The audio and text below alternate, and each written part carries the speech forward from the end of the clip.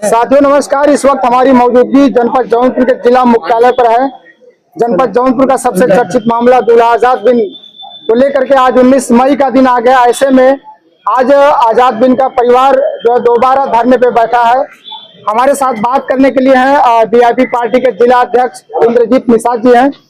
DM साहब के आदेश पे जो है अंदर बुलाया गया डीएम ऑफिस में। अब क्या कुछ अंदर में बात हुई इनसे जानेंगे।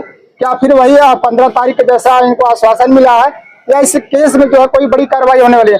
क्या कुछ आपसे बात हुई डीएम साहब से? बहुत सारी बातें हुई डीएम साहब से, लेकिन और बातों में तो अभी तक दम नहीं दिखाई दे रहा है। जब मेरे सामने कार्रवाई होगी उसका रिजल्ट मेरे सामने आएगा तब उस चीज को मानेंगे। अब मुंह से कहने से, डीएम हो चाहे एसपी साहब हो चाहे मुख्यमंत्री हो चाहे प्रधानमंत्री हो, मुंह से कहने से न तो न्याय मिलता है और उस पे कार्रवाई हो, सामने दिखे, तब मुझे प्रमाण की जरूरत है और आश्वासन की जरूरत नहीं है। कैसे प्रमाण चाहते हैं? ये डीएम साहब के द्वारा 15 तारीख को भी जो है धरना होता है, उसके बाद आज 19 तारीख का दोबारा धरना दिया गया है। प्रमाण मुझे चाहिए। एक जिला पंचायत सदस्य करोड़ों की संपत्ति अवैध कैसे बन गई? अवैध जमीनों में मकान कैसे 3-3 बंगला बन गया?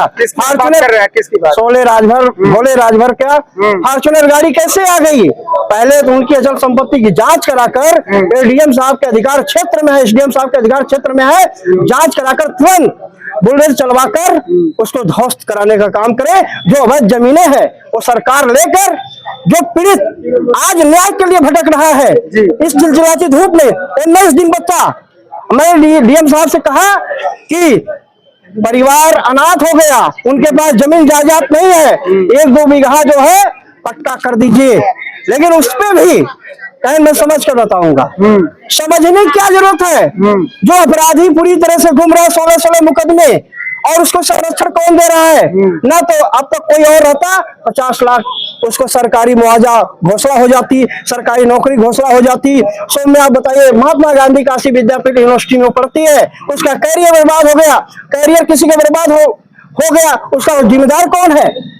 आज वो पढ़ाई करती तो वो भी आईएएस पीसीएस डॉक्टर बनती, लेकिन उसका करियर बर्बाद हो गया। पढ़ाई लिखाई के लिए, उसकी सुरक्षा व्यवस्था के लिए हम लोगों ने सारी मांग किया, लेकिन अभी तक कोई लिखित नहीं जब तक मिल रहा है। आश्वासन की बात मैं कितना % मानूं, ये सब इसी तरह से ये आश्वासन देते जाएंगे।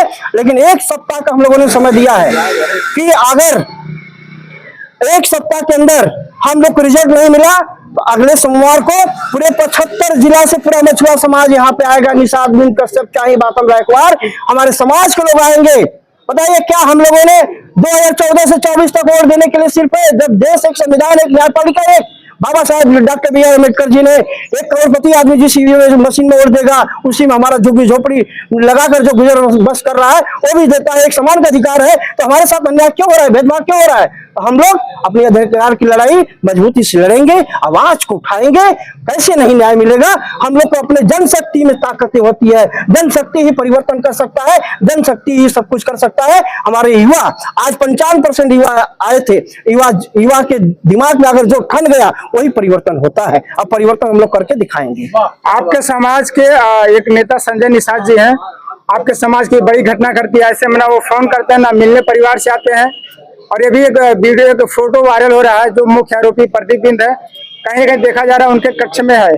क्या इस पे टिप्पणी देंगे आप? संजय निषाद की बात हम लोग, अब नाम पूरा उत्तर प्रदेश का नाम नहीं ले रहा है। मुकेश साहनी जी बिहार की धरती से आ जाते हैं, परिजनों के बीच में जाते हैं, मिलते हैं, न्याय के लिए आवाज उठाते हैं, स्टेटमेंट देते हैं, परिवार के मिलकर ढाढ़स देते हैं कि मैं न्याय के लिए पूरे अपने लोगों को लगा रहा हूँ, पूरा समाज आपके साथ है।